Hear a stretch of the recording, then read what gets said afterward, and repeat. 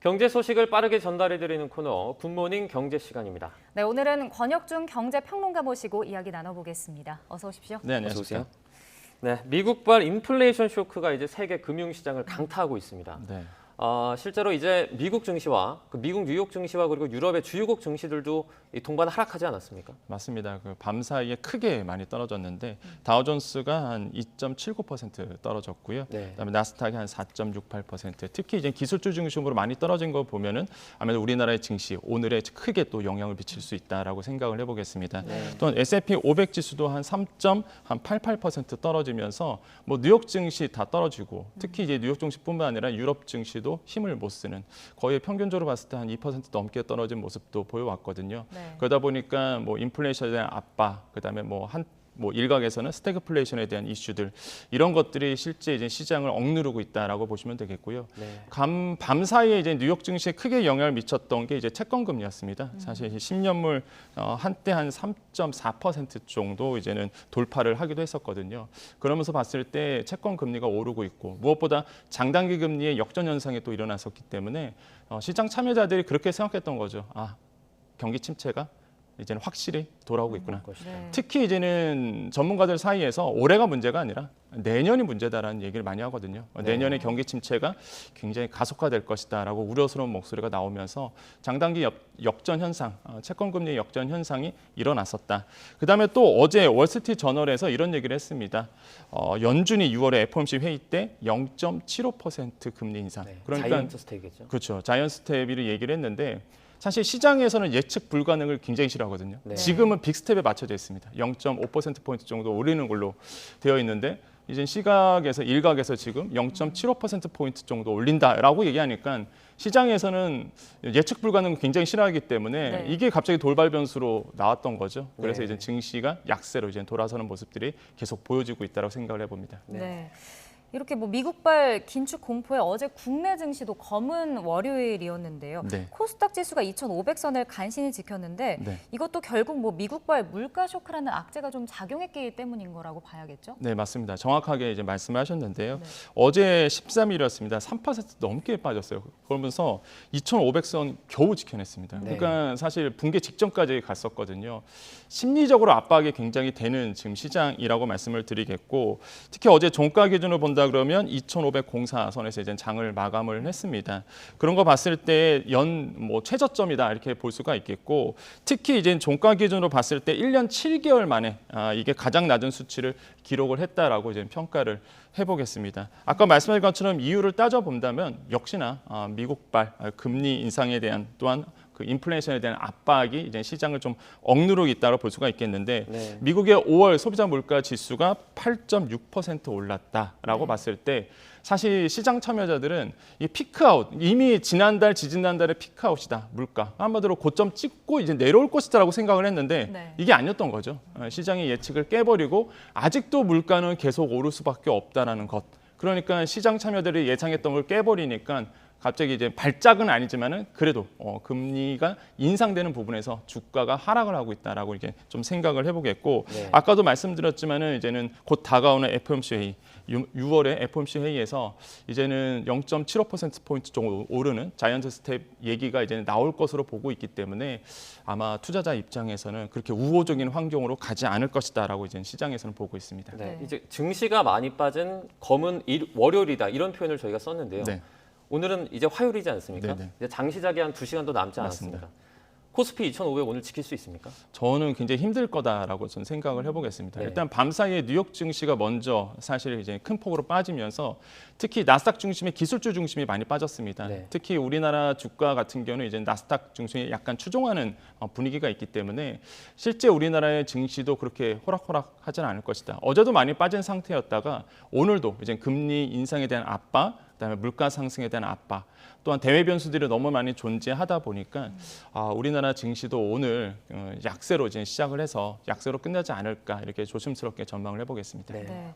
근데 이 미국의 뭐 고강도 긴축 우려도 이렇게 계속 커지고 있는 상황이고 네. 또 어떤 보도를 보니까 인플레이션 정점이 아직 오지 않았다라는 네. 전망도 있더라고요. 그럼 결국엔 이런 대외 악재가 이어지면 한국 증시에도 추가로 계속해서 영향을 미치는 것 아닌가요? 그렇죠. 지금 상황으로 갔을 때는 한국 증시가 지금 힘을 못 받는 이유가 뭐 원달러 환율도 문제가 문제가 있겠지만은 특히 이제 금리 인상에 대한 압박에 크게 영향을 미치고 있다라고 생각을 해보겠습니다. 지금 우리 주식시장에서 몇 가지 포인트를 뽑는다 그러면은 역시나 반도체 수급이 제대로 안 되고 있는 모습도 보이거든요. 특히 우리나라의 수출의 한 25% 넘게 담당하고 있는 반도체 부분에서 힘을 못 발휘한다. 그러면은 사실 우리나라 증시를 차지하고 있는 시가총액 큰 중심으로 주가가 좋은 흐름으로 나오지가 않게 됩니다. 네. 그래서 실제 삼성전자 주가도 2.66% 떨어진 부분도 어제 이제 목격을 했고요. 52주 신저가 기록을 했습니다. 네. 뭐 삼성전자만 그런가요? 지금 기술주 중심으로 지금 다 빠지고 있는 모습 보이거든요. 네. 특히 네이버, 카카오도 네이버는 한 5% 정도 빠졌고 카카오는 4.49% 빠지면서 사실 우리나라의 기술, 테크 중심으로 많이 흔들리고 있다. 그래서 이것도 52주 신저가를 기록을 하고 있습니다. 네. 그 정도로 사실 공포가 저는 찾아왔다. 이렇게 좀 생각을 해보겠습니다. 네. 이제 증시뿐만 아니라 암호화폐, 그러니까 이제 가상화폐 시장도 상당히 난세를 겪고 있는 것 같습니다. 네. 이 전 세계 가상시장 자장의 어떤 시가총액이 1조 달러가 깨졌어요. 네. 상당히 많은 금액들이 이제 빠져나오고 있는 것이죠. 네, 지금 뭐 투자하신 분들이 돈을 빼고 있다라는 표현이 앵커님 말씀하신 것처럼 정확할 것 같습니다. 지금 가상화폐 시장이 작년 고점 대비해서 3분의 1 났거든요. 그러니까 네. 반토막도 아닙니다. 지금 뭐 3분의 1 수준으로 머물고 있고 네. 지금 제가 방송 들어오기 전까지 비트코인을 봤는데 3천만 원도 깨질 지금 위기, 지금 깨졌는지는 모르겠는데 3천만 원도 깨질 위기로 있습니다. 지금 비트코인도. 그러다 보니까 지금 가상화폐 중심으로 많은 돈이 이제 빠져나가고 있다라고 보시면 되겠는데 17개월 만에 1조 달러가 이제 붕괴됐다라고 보시면 되겠고 사실 비트코인 같은 경우에는 뭐 8천만 원까지 올랐다가 네. 고점 대비 지금은 뭐 아까 말씀드린 것처럼 3천만 원도 깨질 위기로 있다 보니까 뭐 투자하신 분들 입장에서는 굉장히 울상으로 갈 수밖에 없는 지금 분위기로 가고 있고요. 특히 이제 암호화폐 시장 갔을 때 요즘의 특징이 이더리움 쪽에서 많이 빠지고 있습니다. 네. 뭐 파생 상품에 문제가 생겨서 사실 이더리움 중심으로 이제 관련 종목들이 다 빠지고 있는 모습들이 이제 느껴지고 있고요. 특히 이제 역시나 가상화폐가 힘을 못 받는 이유는 주식시장과 동일하거든요. 인플레이션의 압박, 금리 인상에 대한 압박이 일어났다. 특히 저는 오히려 이 상황에서 봤을 때 가상화폐가 과거에는 이제는 가상화폐 투자가 이제 안전자산에 대한 투자 인식이 있었습니다. 그러니까 네. 인플레이션 해지 수단으로서의 어떤 가상화폐 인기 이런 게 있었는데 네. 지금 상황으로 왔을 때 이제 금리 인상이라든지 인플레이션이 막상 오니까 이거는 안전자산이 아니라 증시와 연동되는 위험자산으로서 확실히 이제는 드러났다라고 평가해 볼 수밖에 없거든요. 지금 상황으로 본다 그러면. 네. 그렇기 때문에 인플레이션 해지 수단으로서의 가상화폐의 인기는 사그라들 수밖에 없다. 그래서 오히려 공격적인 투자자들이 좋아하는 시장으로 좀 가고 있기 때문에 앞으로도 주식시장과 맞물려서 연동돼서 아마 크게 또 계속 빠질 수밖에 없는 구조로 가지 않겠느냐 이렇게 저는 전망을 하고 있습니다. 네. 네, 알겠습니다. 최근 뭐 또 루나 폭락 사태가 있었지 않습니까? 네네. 결국 이것도 근데 암호화폐 시장에 좀 영향을 미쳤다고 볼 수 있을까요? 그럼요. 이제는 뭐 테라 루나 사태가 사실 이게 원론적으로 본다 그러면 돈을 불러오는 시스템이었거든요. 네. 우리가 이걸 이자 농사라고 보통 얘기를 합니다. 디파이라고 하죠. 디파이. 예, 맞습니다. 네. 그러니까 이자를 가지고 이자를 먹는 이런 어떤 이자 농사라고 우리는 표현을 하고 있는데 한마디로 지금 이더리움 쪽에서도 이런 문제가 좀 생기고 있습니다. 그러니까 이더리움이 요즘에 왜 이더리움이 문제가 되냐면 파생 상품이 사실 이더리움을 갖고 있으면 조만간 이제는 업데이트가 됩니다. 그 업데이트가 완성이 되면은 이더리움을 또 주게끔 돼 있어요. 근데 그 주는 조건이 뭐냐면 32 이더리움을 사실 이제는 챙겨놔야 됩니다. 근데 개인 투자자들이 32 이더가 어디 있습니까? 네. 그러다 보니까 많은 파생 상품이 거기서부터 생깁니다. 한마디로 우리가 클라우드 펀딩이라고 얘기하죠. 조금 분산 투자를 해서 32 이더를 만들어서 이제 투자하게 되는데 여기서부터 이제 문제가 발생하기 시작했거든요.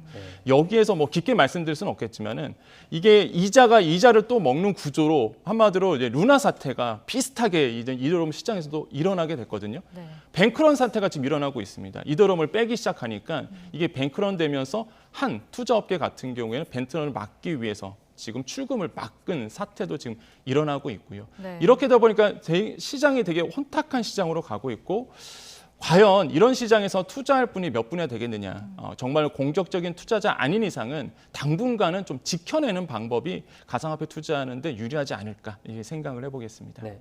이제 정부와 여당 같은 경우에도 뭐 간담회를 열고 가상화폐 투자자 보호를 하자 이런 지금 얘기를 하고 있는데 네. 이게 좀 실효성이 있는 얘기입니까?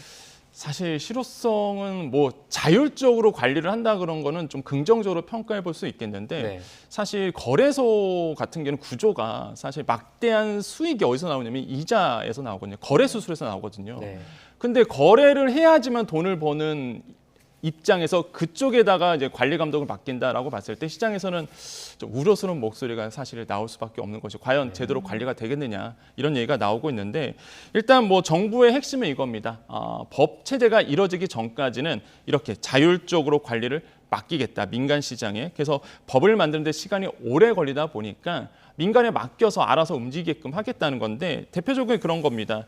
거래소 5곳이 있어요. 우리나라의 대표 거래소. 네. 이런 대표들이 모여서 공동 협의체를 구성을 하고요. 이 공동 협의체 안에서 가상화폐를 어떤 것을 상장시킬 것이냐, 또 어떤 것을 이제 폐지할 것이냐 이런 것도 논의하게 되고 또한 위험 관리는 과연 어떻게 할 것이냐 이런 얘기도 할 것이고요. 무엇보다 불법 행위가 일어나게 된다 그러면 이 불법 행위를 어떻게 규제할 것이냐 이런 얘기가 이런 자율협의체 안에서 이제 이루어지게 되는 것이죠. 근데 이게 근본 대책이 아닌 게 아까도 말씀드렸지만은 네. 뭐 거래를 통해서 돈을 버는 회사란 말이죠. 근데 여기에다가 관리 감독의 어떤 힘을 실어준다고 해서 과연 제대로 관리 감독이 되겠느냐라는 목소리가 또 나올 수밖에 없고요. 네. 특히 이제 정부가 어느 정도까지 만약에 사고가 난다 그러면 정부의 책임을 어느 정도로 질 것이냐 이게 자기 불명확합니다. 네. 만약에 사건이 터지면 과연 거래소에서 다 책임을 질 것이냐 이것도 불명확하기 때문에 지금 시장에서는 사실 좀 우려스러운 목소리가 있고 무엇보다 이런 자율협의체가 앞으로 한 4개월 정도 더 기다려야 되거든요. 네. 그럼 그 4개월 동안은 역시나 계속적인 혼란함 속으로 이어질 수밖에 없는 구조로 갈 것이다라고 시장에서는 우려스러운 목소리가 계속 나오고 있습니다. 네, 좀 네. 걱정되는 것이 이제 네. 정부와 여당 같은 경우에는 이제 이런 가상화폐 거래소나 관련 규제를 법제화시켜야 된다고 말은 하지만 네.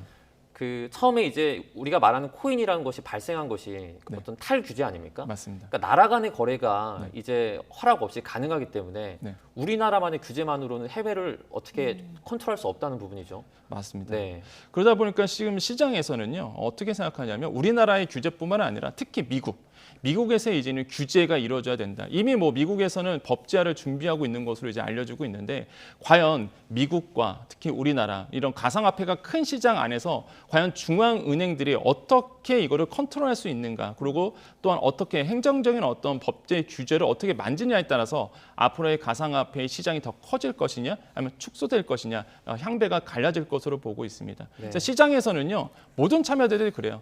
빨리 법제화가 돼서 규제가 합법적인 테두리 안에서 이루어져야 된다. 그래서 투자자 보호가 이루어져야지만 이 가상화폐 시장, 투자 시장이 더 커질 수 있다라는 한 목소리가 나오고 있기 때문에 조속하게 이런 법제화 규제가 이루어져야 된다라고 생각을 해보겠습니다. 네, 알겠습니다.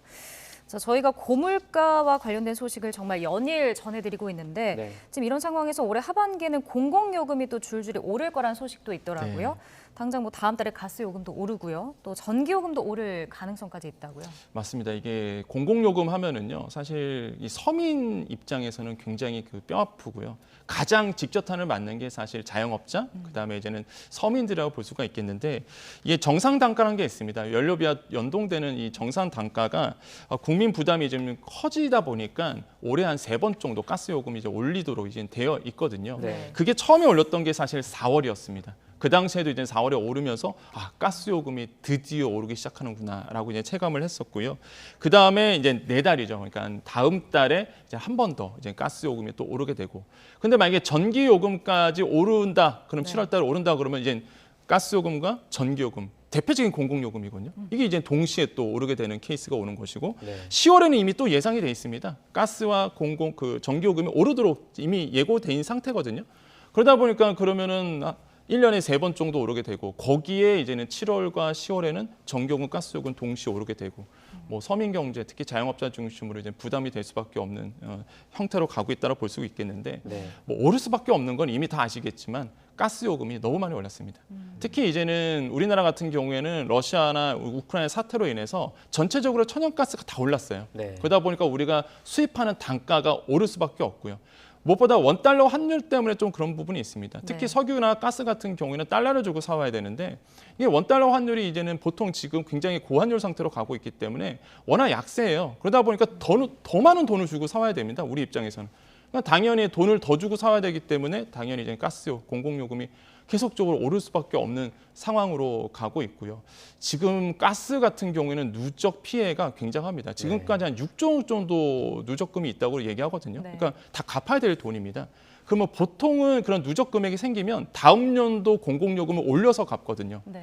근데 작년에 이런 누적 미수금이 얼마냐면요. 1조 8천억 원이었습니다. 네. 그럼 이번에 3번 올리잖아요. 근데 지금까지 누적 미수금이 6조입니다. 그럼 내년에는 뭐 3번 더 이상 올릴 수밖에 없는 상황으로 지금 가고 있는 거예요. 그래서 네. 뭐 올해도 문제지만은 내년에도 역시나 가스 전기요금은 계속적으로 오를 수밖에 없는 구조로 갈 것이다. 이렇게 시장에서는 내다보고 있습니다. 네, 네, 뭐 이렇게 이제- 계속해서 네. 이렇게 요금이 좀 오른다면 결국은 6%대 소비자 물가 시대가 좀 다가오는 게 아닌가 하는 우려도 네. 계속해서 나오고 있는 거잖아요. 그럼요. 뭐 6%대 소비자 물가 상승은 이미 기정사실화 됐다고 저는 생각을 해봅니다. 네. 지금 뭐 시장에서는 이제는 6% 돌파하고 6% 중간까지도 이제 갈 것이다라고 보고 있고요. 당장 이제는 다음 달 소비자 물가 지수가 아마 그렇게 될 것이다라고 지금 예고를 한 상태고 네. 정부에서도 거기에 대해서 인정을 하고 있습니다. 뭐 지금 평균적으로 올해 소비자 물가 상승률을 4%로 이제 수정을 한번 했잖아요. 네. 수정치가 나왔었고 그러다 보니까 이제 당분간은 한 5에서 6%의 소비자 물가 상승률이 계속 나올 것이다라고 보고 있습니다. 그러다 보니까 역시나 아까도 말씀드렸지만은 물가가 오른다는 얘기는요. 결국에는 서민 경제가 직격탄을 맞거든요. 그래서 지금 정부가 굉장히 딜레마에 빠져 있습니다. 지금 공공요금도 올려야 되고 그렇다고 지금 새로운 정부가 출범해서 서민들, 특히 서민들에게 잘 살게 해야 되는데 사실 지금 시스템이 그렇게 호락호락하지 않은 시스템으로 가고 있거든요. 특히 지난 정부에서 공공요금을 다 동결해 버렸기 때문에 네. 이거를 더 이상 동결할 수 있는 여력이 남아있지가 않습니다. 그러니까 정책적 수단이 다 소진된 상태다 보니까 어쩔 수 없이 공공요금은 오를 수밖에 없는 상황으로 갈 것이다 이렇게 보고 있습니다. 네, 이제 뭐 서민 경제 힘들다 이런 말씀 해주셨는데 네. 정말 최근에 주유소 가기가 좀 겁이 납니다. 네, 맞습니다. 네, 그 이에 따라서 이제 정부가 유류세 추가로 인하한다 이런 소식도 나오고 있죠. 네, 그러니까 유류세 추가 인하가 사실 됐잖아요. 이미 20%에서 30% 정도, 그러니까 10%포인트 정도 더 늘려줬습니다. 네, 그러니까 인하 폭이 더 늘려줬는데, 근데 문제가 뭐냐면 그런 문제가 있었어요. 인하폭보다 오르면 더 어떡할 거냐, 원료 가격이. 네. 근데 사실 그렇게 돼버렸거든요. 인하한 것보다 오른 가격이 더 크다 보니까 체감 효과가 거의 상쇄됐다라고 볼 수가 있겠고, 무엇보다 지금 시각에서 나오고 있는 유류세 인하 폭은요. 지금 현행법으로는 30%가 최대입니다. 네. 대통령이 정할 수 있는 게 30%까지거든요. 그럼 지금 나오고 있는 100% 인하, 한마디로 유류세가 없어지는 거죠. 개정사항입니다. 국회에서 논의가 되지 않는 이상은 사실 유류세 추가 인하가 나올 수가 없기 때문에 지금 이제 국회에서가 이런 부분이 이제 논의가 돼야 된다라고 생각을 해보겠고요. 네. 유류세 추가 인하 방안 나온다 그러면 아무래도 이제 서민 경제에 큰 도움이 될 것이다라고 시장에서는 내다보고 있습니다. 네, 알겠습니다. 오늘 경제 소식 권혁준 경제평론가와 함께 자세하게 얘기 나눠봤습니다. 오늘 고맙습니다. 네, 고맙습니다. 감사합니다.